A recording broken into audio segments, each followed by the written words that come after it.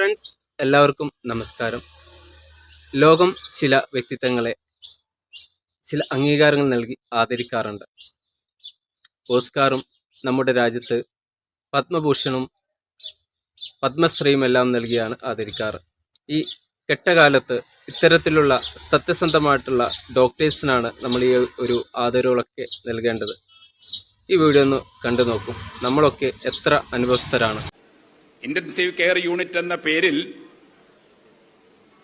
രോഗികൾ അനുഭവിക്കേണ്ടുന്ന ആ സെന്റർ യൂണിറ്റിലെ പ്രശ്നങ്ങൾ, ബുദ്ധിമുട്ടുകൾ, അത് കഠിന തടവിന് വിധിക്കപ്പെട്ടവരെക്കാൾ കഠിനമാണെന്നാണ്.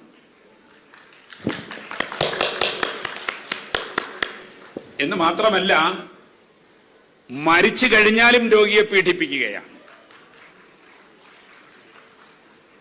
ജീവൻ ശരീരത്തിൽ നിന്ന് വിട പറഞ്ഞതിന് ശേഷം ദിവസങ്ങളോളം കരണ്ടിന്റെയും മെഷീനുകളുടെയും സഹായത്തോടെ ആ ശരീരത്തെ ചലിപ്പിച്ച് കുടുംബത്തിന്റെ പോക്കറ്റ് കാലിയായി എന്നുറപ്പു വരുന്നത് വരെ ഇന്റൻസീവ് കെയർ യൂണിറ്റിൽ രോഗികളെ കിടത്തിക്കൊണ്ടുപോകുന്ന ആരോഗ്യ വ്യാപാര വ്യവസായ തട്ടിപ്പുകൾക്ക് സാക്ഷിയാകുന്നവരാണ് നമ്മളിലേറെ പേര്.